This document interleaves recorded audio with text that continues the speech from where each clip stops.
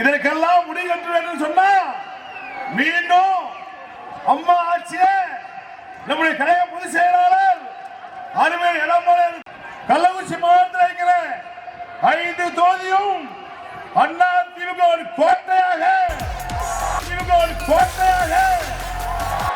கள்ளக்குறிச்சி மாவட்டம் மட்டும்தான் என் தலைவர் புரட்சி தமிழர் ஒரே அனைவருக்கும் அதுவும் மாநிலத்தில் ஒருங்கின்ற அனைத்து மாநில நிர்வாகிகள், மாநில மகளிர் செயலாளர்கள், மாவட்ட மகளிர் செயலாளர்கள், சட்டமன்ற உறுப்பினர்கள், தமிழ்நாட்டில் ஒருங்கின்ற அனைத்து நிர்வாகிகளுக்கும் கள்ளக்குறிச்சி மாவட்ட சார்பாக நன்றி தெரிவித்துக் கொண்டு இப்போது கழக மகளிர் செயலாளர் அக்கா வளர்மதி அவர்களை சிறிது பேச அழைக்கிறேன். எடப்பாடியார் மூவரையும் வணங்கி நடைபெற்றுக் கொண்டிருக்கிற மாபெரும் மகளிர் பொதுக்கூட்டத்திற்கு தலைமை பொறுப்பேற்றிருக்கின்ற இந்த மாவட்ட கழக செயலாளர், என்னுடைய அன்பிற்கினிய சகோதரர், முன்னாள் சட்டமன்ற உறுப்பினர் குமரகுரு அவர்களே, மேடையிலே வீற்றிருக்கின்ற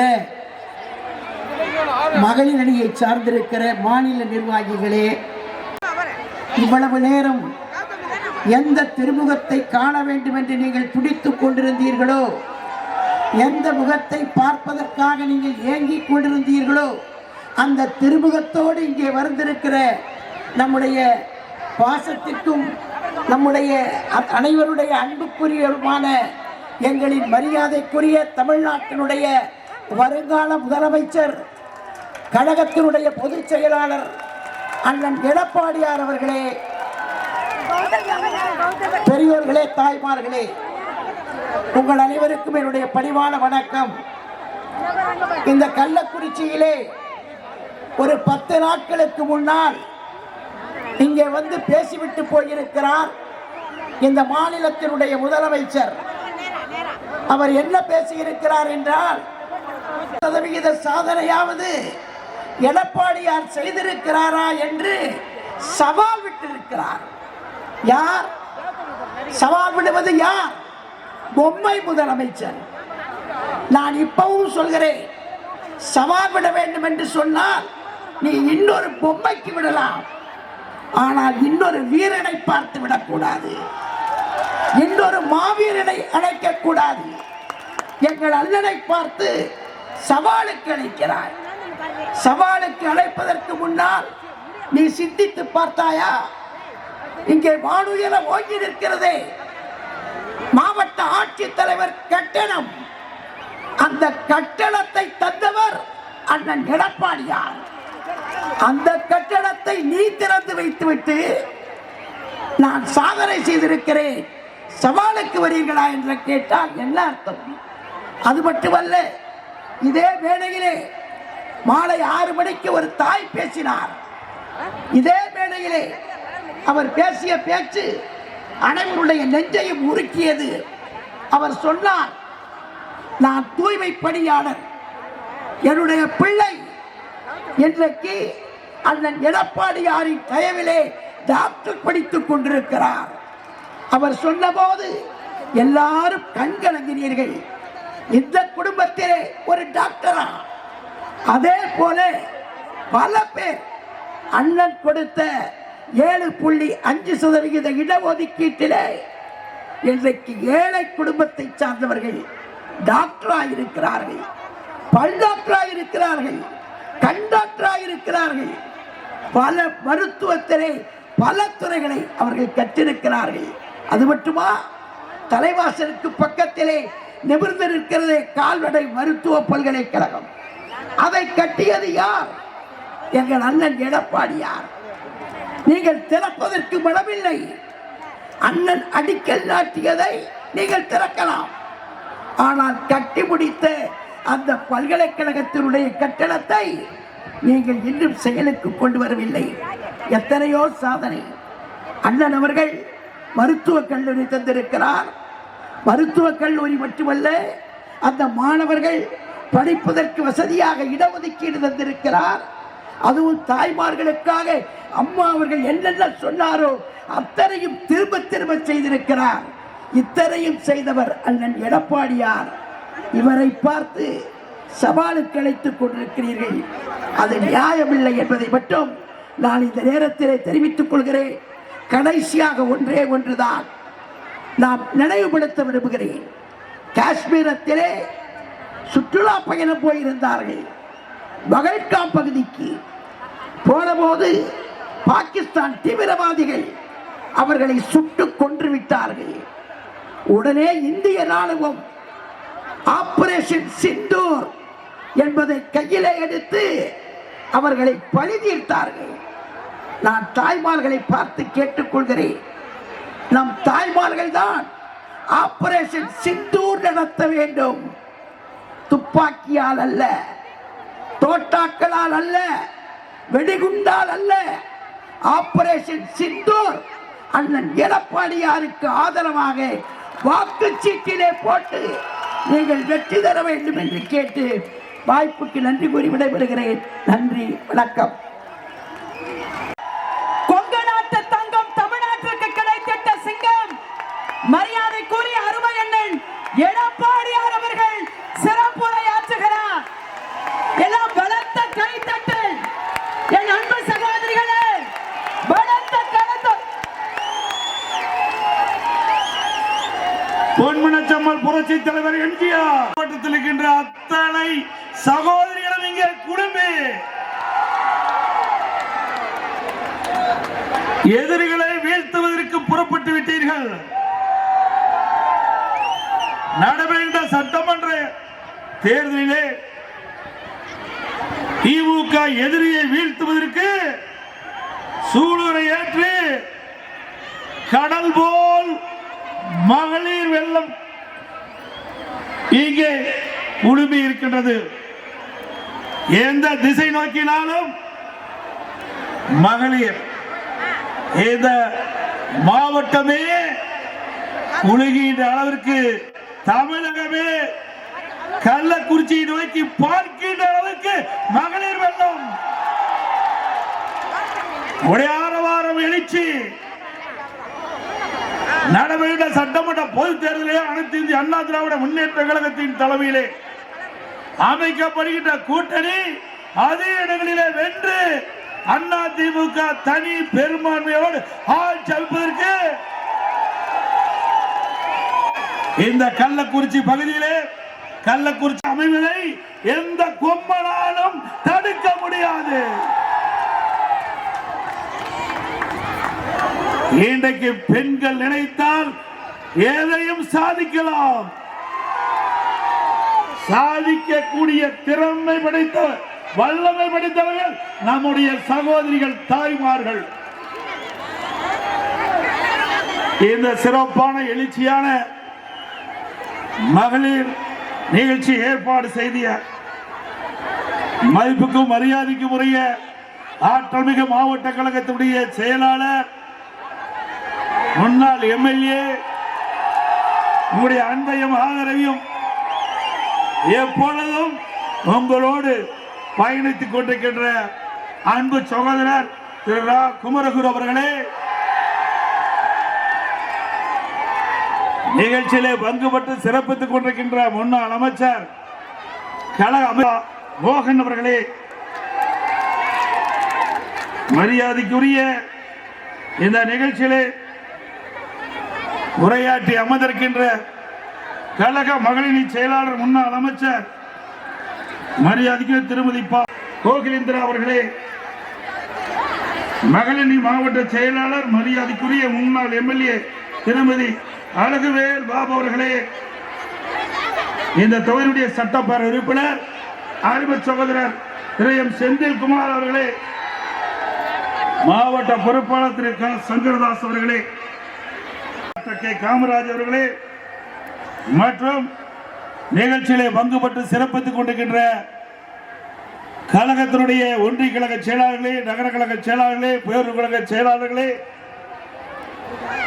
வந்து சிறப்பித்துக் கொண்டிருக்கின்ற மாவட்டத்திலே பல்வேறு அணியைச் சேர்ந்த நிர்வாகிகளே, முன்னாள் நாடாளுமன்ற சட்டமன்ற உறுப்பினர்களே, வந்து சிறப்பித்துக் கொண்டிருக்கின்ற மகளிரை சேர்ந்த மாநில நிர்வாகிகளே, மாவட்ட நிர்வாகிகளே, ஒன்றிய நகர பேரூர் பணியிருக்கின்ற மகளிரை சேர்ந்த நிர்வாகிகளே, இங்கே திரளாக குழுமிருக்கின்ற எனது அருமை சகோதரிகளே, தாய்மார்களே, கழக உடன்பிறப்புகளே, பத்திரிகையாளர் உடன்பர்களே, அத்தனை பேருக்கும் என்னுடைய முதற்க நன்றி கலந்த வணக்கம். இங்க ஒரு 4-5 நாட்களுக்கு முன்பு கருதுகிறேன், எனக்கு முன்னாலே அக்கா வளர்மதி அவர்கள் குறிப்பிட்டார்கள். எங்க இந்த நாட்டினுடைய முதலமைச்சர் திரு ஸ்டாலின் அவர்கள் கள்ளக்குறிச்சி மாவட்டத்திற்கு வருகிறது அவர் உரையாற்றுகின்ற பொழுது குறிப்பிட்டார், அனைத்து இந்திய அண்ணா திராவிட முன்னேற்ற கழக ஆட்சியிலே 5% தான் நிறைவேற்றப்பட்டது என்று ஒரு பொய்யான செய்தி வெளிப்படுத்தி சென்றிருக்கின்றார். சிந்தித்து பாருங்கள், இந்த கள்ளக்குறிச்சி மாவட்டத்தை தோற்றுவித்தது அதிமுக ஆட்சி. இந்த கள்ளக்குறிச்சி மாவட்டத்திலே மாவட்ட மக்களுடைய கோரிக்கை ஏற்று, குமரகுரு அவருடைய கோரிக்கை ஏற்று,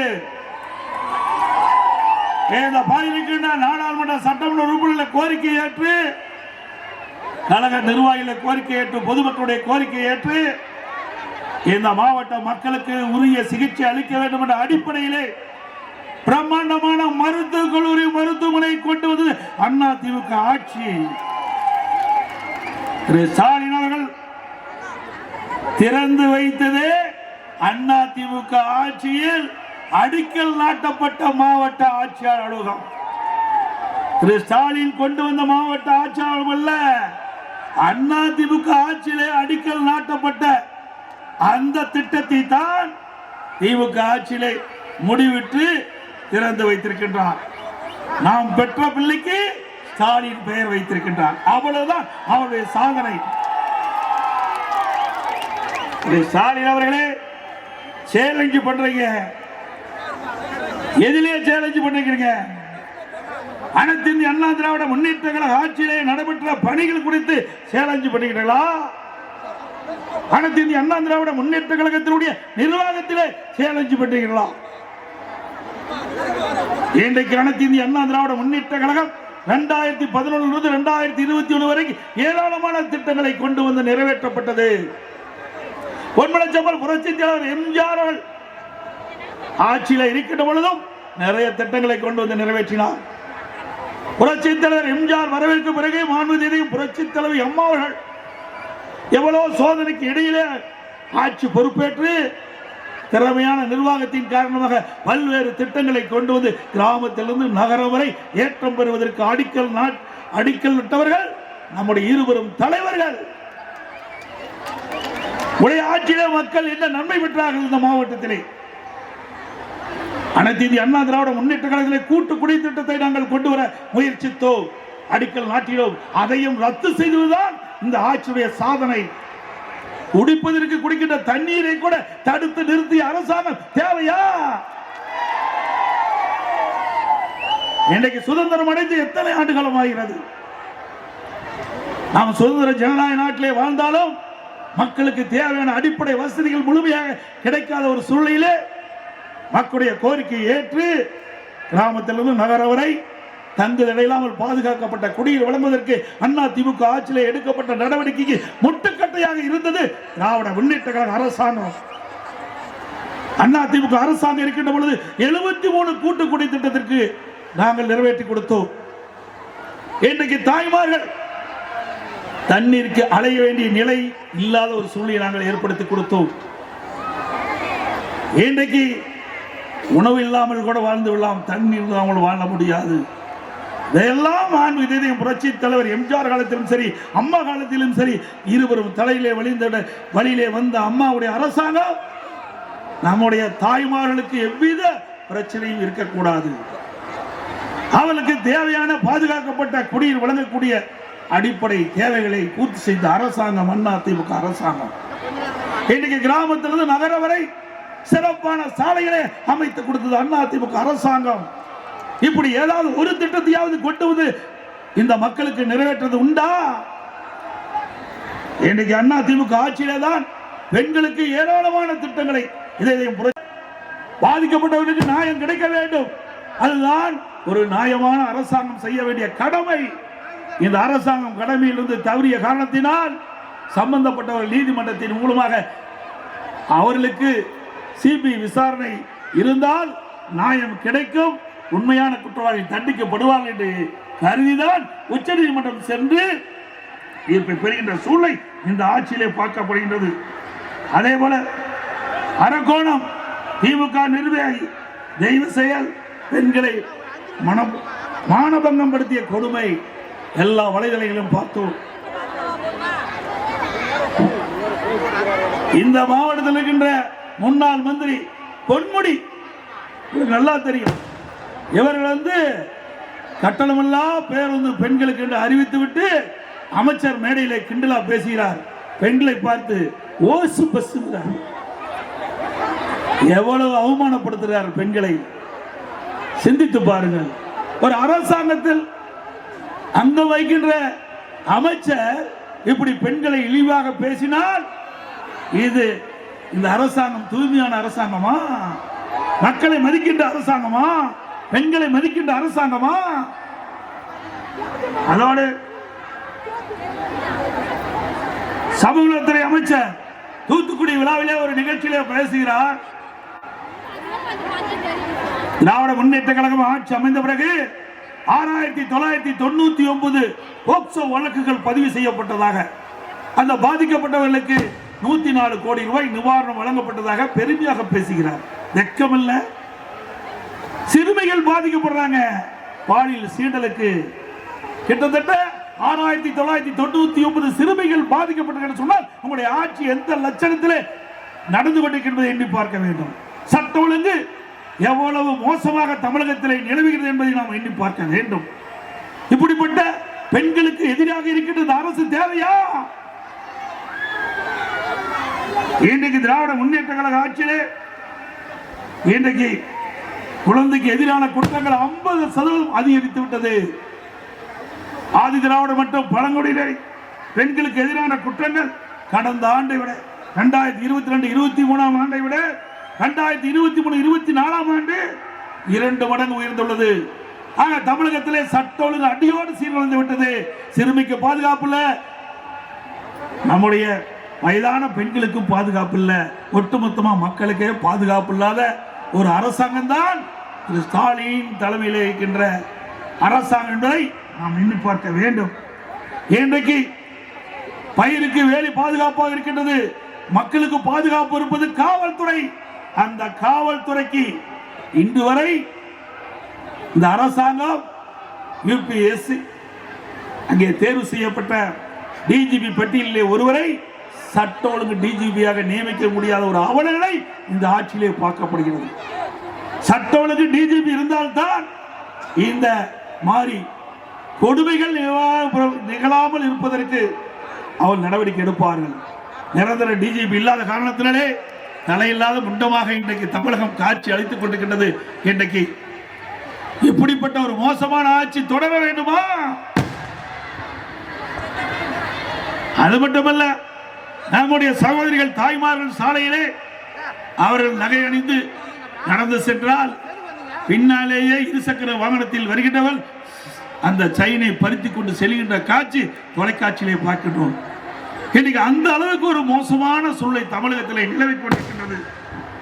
தனியாக வசிக்கின்ற நம்முடைய முதியோர்களுக்கு பாதுகாப்பு இல்லை. திட்டமிட்டு அவளை படுகொலை செய்து அவள் வைத்திருக்கிற நகை பணத்தை கொள்ளையடிக்கின்ற நிகழ்வு இந்த ஆட்சியிலே தான் பார்க்கப்படுகிறது. காவல்துறை பெண் உயர் அதிகாரி அலுவலகத்தில் தீயிட்டு கொளுத்துகிறார்கள். எவ்வளவு வேதனை! ஒரு ஏடிஜிபி அலுவலகத்தே இப்படிப்பட்ட நிகழ்வு ஏற்படுகிறது. கள்ளக்குறிச்சி கள்ளச்சாராயம் அருந்தி சுமார் 68 பேர் இறந்து விட்டார்கள். எவ்வளவு கொடுமையானது! அதை பார்ப்பதற்கு கூட அவர்களுக்கு பாதிக்கப்பட்டவர்களுக்கு ஆறுதல் சொல்லக்கூட இந்த நாட்டுடைய முதலமைச்சர் வரல. சினிமா பார்ப்பதற்கு நேரம் இருக்கின்றது, சைக்கிள் ஓட்டுவதற்கு நேரம் இருக்குது, வாக்கிங் போவதற்கு நேரம் இருக்கின்றது. மக்களால் தேர்ந்தெடுக்கப்பட்ட முதலமைச்சர் மக்கள் பாதிக்கப்படுகின்ற பொழுது அந்த மக்களுக்கு ஆறுதல் சொல்ல முடியாத ஒரு முதலமைச்சர் தொடர வேண்டுமா? இந்த கள்ளக்குறிச்சி கள்ளச்சாராய மரணம் 3 பேர் முதலில் இருக்கின்றார்கள். மாலையிலே மாவட்ட ஆட்சித்தலைவர், இந்த மாவட்டத்தினுடைய கண்காணிப்பாளர், இந்த மாவட்டத்தில் இருக்கின்ற ஒரு சட்டமன்ற உறுப்பினர் 3 பேரும் இணைந்து அந்த மாவட்ட ஆட்சியர்கள் அந்த நிகழ்ச்சியிலே பத்திரிகையாளருக்கு தொலைக்காட்சிக்கு பேட்டி கொடுக்கின்றார். அப்பொழுது மாவட்ட ஆட்சித்தலைவர் சொல்கிறார், பல்வேறு காரணங்களினால் இந்த 3 பேர் இறந்து விட்டார்கள் என்று சொல்லுகிறார். ஆனால் அவர்கள் 3 பேரும் கள்ளச்சாராயம் அருந்திதான் இறந்து விட்டார். அந்த உண்மையை சொல்லி இருந்தால் இந்த நிகழ்வு ஏற்பட்டிருக்காது. அடுத்த நாள் அவருடைய 3 பேர் துக்கத்திற்கு அவருடைய உற்றார் உறவினர்கள் நண்பர்கள் வந்து அதே கள்ளச்சாராயத்தை அருந்திய காரணத்தினால் கிட்டத்தட்ட 65 பேர் இறந்து விட்டார்கள். இதற்கு காரணம் இந்த மாவட்ட ஆட்சியாளர்களும் மாவட்ட காவல்துறை கண்காணிப்பாளர், இந்த மாவட்டத்தை சேர்ந்த ஒரு சட்டமன்ற உறுப்பினர். இவர்கள் உண்மையே நடந்த சம்பவத்தை தெரிவிக்கப்பட்டிருந்தால் மக்கள் எச்சரிக்கையோடு இருந்திருப்பார்கள். ஆனால் இந்த ஆட்சிக்கு கெட்ட பெயர் வரக்கூடாது என்று மாவட்ட ஆட்சியர்கள் தவறான செய்தியை ஊடகத்தின் வாயிலாக பத்திரிகையின் வாயிலாக தெரிவித்ததின் விளைவு இன்றைக்கு 68 பேர் நாம் இழந்து நிற்கின்றோம். இதற்கு முழு பொறுப்பு ஸ்டாலின் அரசாங்கம் தான் ஏற்றுக்கொள்ள வேண்டும். அது மட்டுமல்ல, இதிலே சம்பந்தப்பட்டவர்கள் யார்? திராவிட முன்னேற்றங்களுக்கு ஆதரவானவர்கள் தான் இந்த கள்ளச்சாராயத்தை விற்பனை செய்தவர்கள். அப்படி இருக்கின்ற பொழுது இந்த கள்ளச்சாராயத்தை எப்படி தடுக்க முடியும்? எங்களுடைய சட்டமன்ற உறுப்பினர் அருமைச்சோர் செந்தில்குமார் அவர்கள் சட்டமன்றத்தில் கவன ஈர்ப்பு தீர்மானத்தை கொண்டு வந்து இங்கே கள்ளக்குறிச்சி சட்டமன்ற தொகுதி முழுவதும் கள்ளச்சாராய விற்பனை அமோகமாக விற்றுக் கொண்டிருக்கின்றது, இதை தடுத்து நிறுத்த வேண்டும். இதை தடுத்து நிறுத்தாவிட்டால் விலை விதிக்க முடியாத உயிரை நாம் இழந்து விடுவோம் என்று கவன ஈர்ப்பு தீர்மானத்திலே கொண்டு வந்தார். ஆனால் இந்த அரசாங்கம் செவிசாய்க்காத காரணத்தினாலே, சட்டமன்றத்திலே இந்த கவன ஈர்ப்பை எடுக்காத காரணத்தினாலே இன்றைக்கு இவ்வளவு உயிர்களை இழந்து இருக்கின்றோம். இதுக்கு முழு பொறுப்பு ஸ்டாலினுடைய அரசாங்கம்.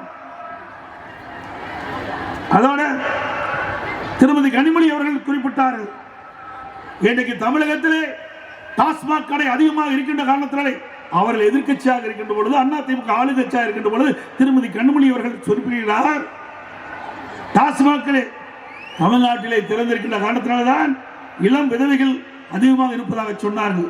இப்பொழுது என்ன நிலைமை? எத்தனை கடைகளை நீங்கள் திறந்திருக்கிறீர்கள்? எவ்வளவு சகோதரிகள் இன்றைக்கு இளம் விதைகளாக இருந்து கொண்டிருக்கின்றார்கள். ஆளுங்கட்சி வருவதற்கு முன்பு எதிர்க்கட்சியாக இருக்கின்ற ஒரு நிலைப்பாடு, ஆளுங்கட்சி வந்த ஒரு நிலைப்பாடு. இதுதான் திராவிட முன்னேற்றக்கூடிய இரட்டை வேடம். அதோடு இன்னைக்கு 100 நாள் வேலை திட்டம், நம்முடைய கிராமத்தில் இருக்கின்ற பெண் ஊழியர்கள் அடுத்த பணியில் ஈடுபடுத்தப்படுகிறார்கள். அனைத்து இந்திய அண்ணா திராவிட முன்னேற்ற கழக தேர்தல் அறிக்கையிலே நாங்கள் குறிப்பிட்டோம், அண்ணா திமுக ஆட்சிக்கு வந்தா 100 நாள் வேலை திட்டத்தை 150 நாளாக உயர்த்தப்படும் என்று தெரிவித்தோம். ஆனால் நாங்கள் வெற்றி வாய்ப்பை இழந்து விட்டோம். திராவிட முன்னேற்ற கழகம் ஆட்சிக்கு வந்தது. திராவிட முன்னேற்ற கழக தேர்தல் அறிக்கையிலே குறிப்பிட்டிருந்தார்கள், திராவிட முன்னேற்ற கழகம் ஆட்சியிலே அமர்ந்தவுடன் அந்த 100 நாள் வேலை திட்டத்தை 150 நாளாக உயர்த்துவோம் சொன்னாங்க. உயர்த்தினாங்களா? ஆனால் அனைத்து இந்திய அண்ணா திராவிட முன்னேற்ற கழகம் எதிர்கட்சியாக இருந்தாலும் சரி, ஆளுங்கட்சியாக இருந்தாலும் சரி, மக்களுடைய பிரச்சனை தீர்ப்பதற்கு எப்பொழுதும் தயாராக இருந்து கொண்டிருந்தது, முன்னிலை வைத்துக் கொண்டிருந்தது. அந்த அடிப்படையிலே அனைத்து இந்திய அண்ணா திராவிட முன்னேற்ற கழகம் மத்திய அரசோடு தொடர்பு கொண்டு தொடர்ந்து அழுத்தம் கொடுத்தோம். 100 நாள் வேலை திட்டத்தை 150 நாளாக உயர்த்த வேண்டும் என்று தொடர்ந்து அழுத்தம் கொடுத்த காரணத்தினாலே மத்திய அரசாங்கம் இன்றைய தினம் 100 நாள் வேலை திட்டத்தை 125 நாளாக உயர்த்தியிருக்கின்றது.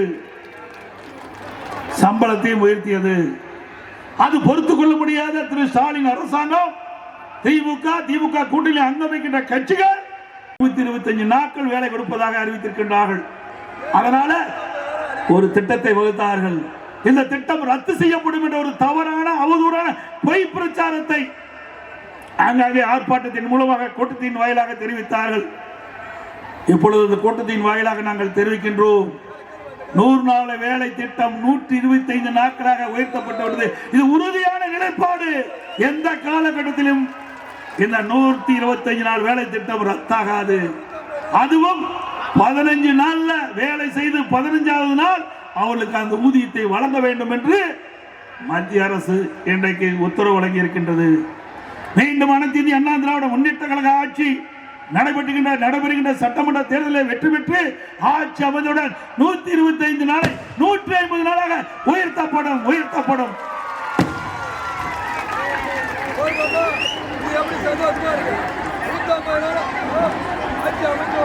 உயர்வு விண்ணை முட்டுகின்ற அளவுக்கு உயர்ந்து விட்டது. இன்னைக்கு அரிசி விலை உயர்வு, பருப்பு விலை உயர்வு, எண்ணெய் விலை உயர்வு, மக்கள் தாக்கு பிடிக்க முடியாத நிலையில இன்றைக்கு இருந்து கொண்டிருக்கின்ற நிலையை நாம் பார்க்கின்றோம். அதோட கட்டுமான பொருட்கள் விலை உயர்ந்து விட்டது.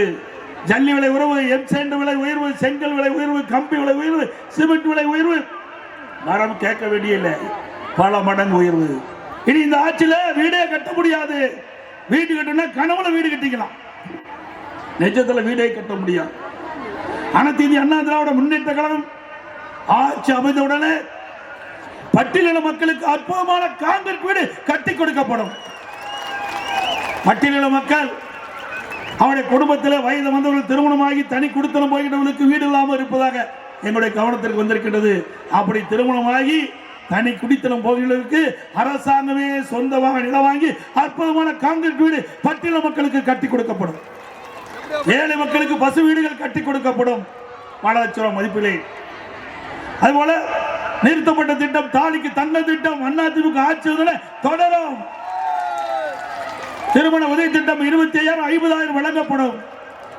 அந்த திட்டத்திலே இடம்பெறுகின்ற மணப்பெண்ணுக்கு பட்டு சேலை வழங்கப்படும், மணமகனுக்கு பட்டு வேஷ்டி வழங்கப்படும். ஒவ்வொரு தீபாவளி என்றும் நம்முடைய சகோதரிகள் தாய்மார்கள் மகிழ்ச்சியோடு தீபாவளி பண்டிகை கொண்டாடுகின்ற விதமாக பட்டு சேலை வழங்கப்படும்.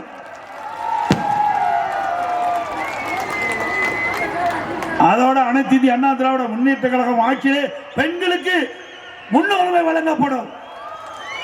கிராமத்திலிருந்து நகரம் வரை இருக்கின்ற பெண்களுக்கு சுயமாக தொழில் தொடங்கக்கூடிய சூழ்நிலை உருவாக்கி தரப்படும்.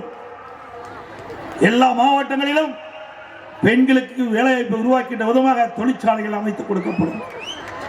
மாணவ சமுதாயம் வளர வேண்டும், இளைஞர்களுக்கு வேலைவாய்ப்பு கிடைக்க வேண்டும் என்ற அடிப்படையிலே தொழில் சிறக்க தொழிற்சாலை அதிகமாக திறக்கப்படும்.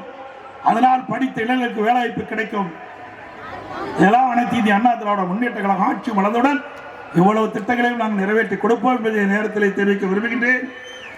அதே போல திராவிட முன்னேற்ற கழகம் எதிர்க்கட்சியாக இருக்கின்ற பொழுது நாங்கள் பொங்கல் பரிசு கொடுத்தோம்.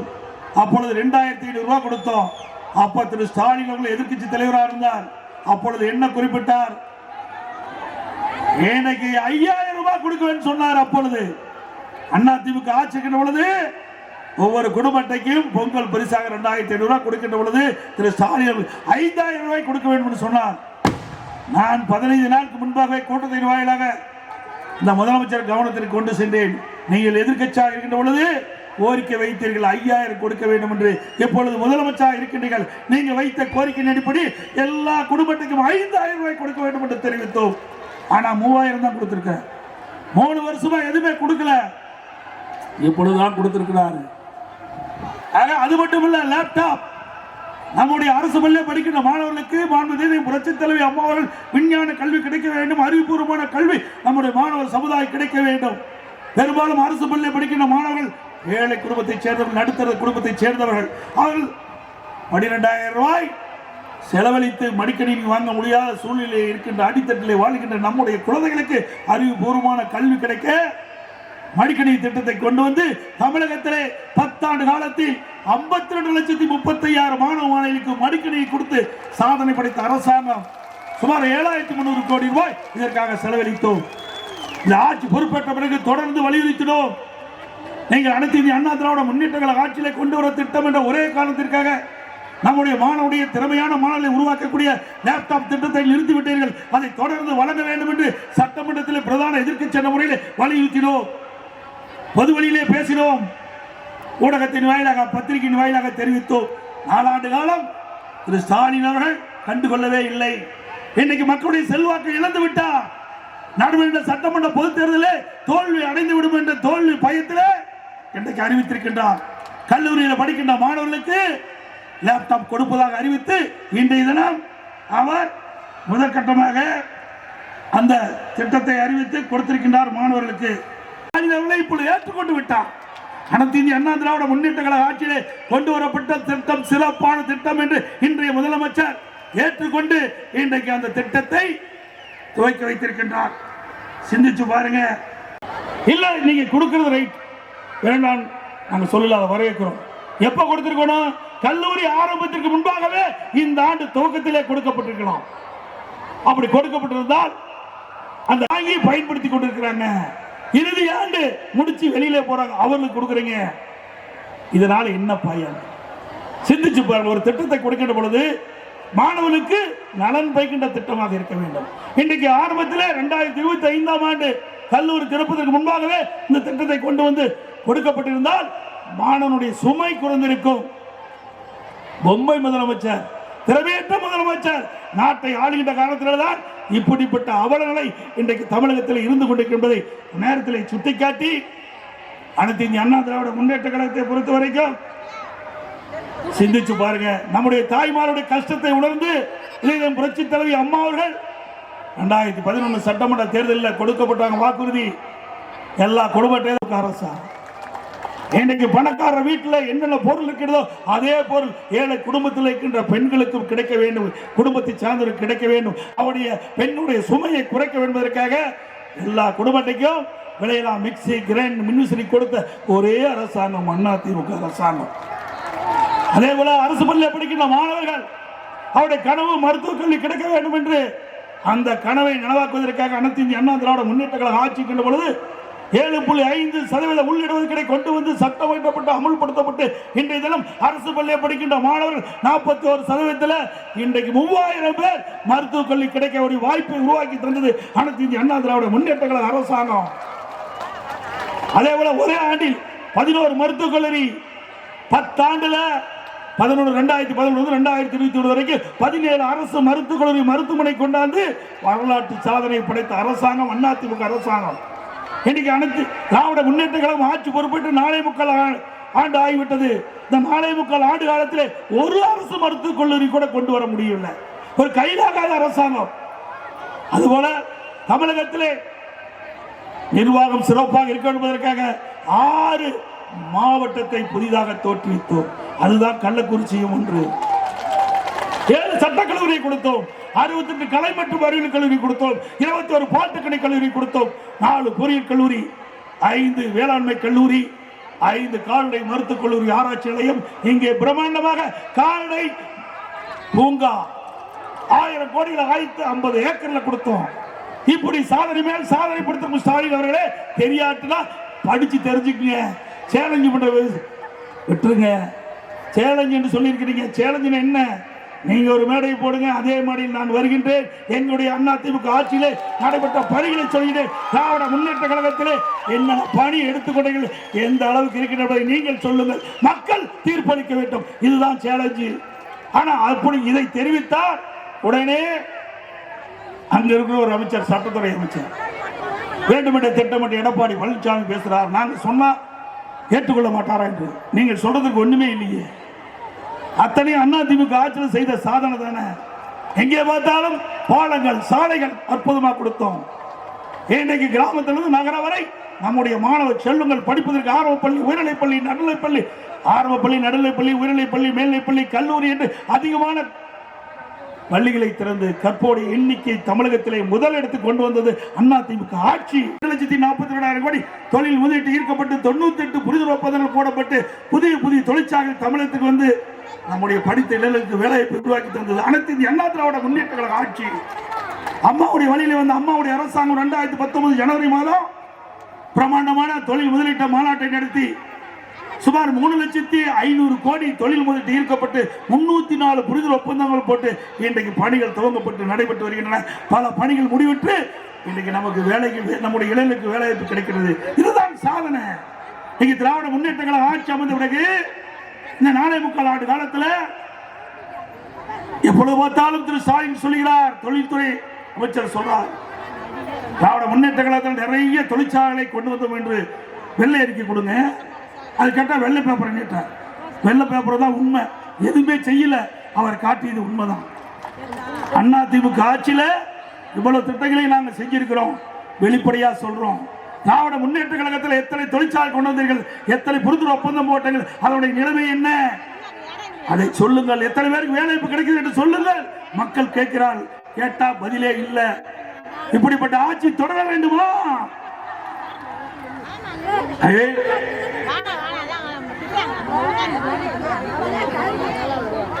வருகின்ற சட்டமன்ற பொதுத் தேர்தலில் நம்முடைய கூட்டணி கட்சியின் சார்பாக போட்டியிடுகின்ற கழக வேட்பாளர்களுக்கு இரட்டை சின்னத்திலே வாக்களித்து வெற்றி பெற செய்யுங்கள்.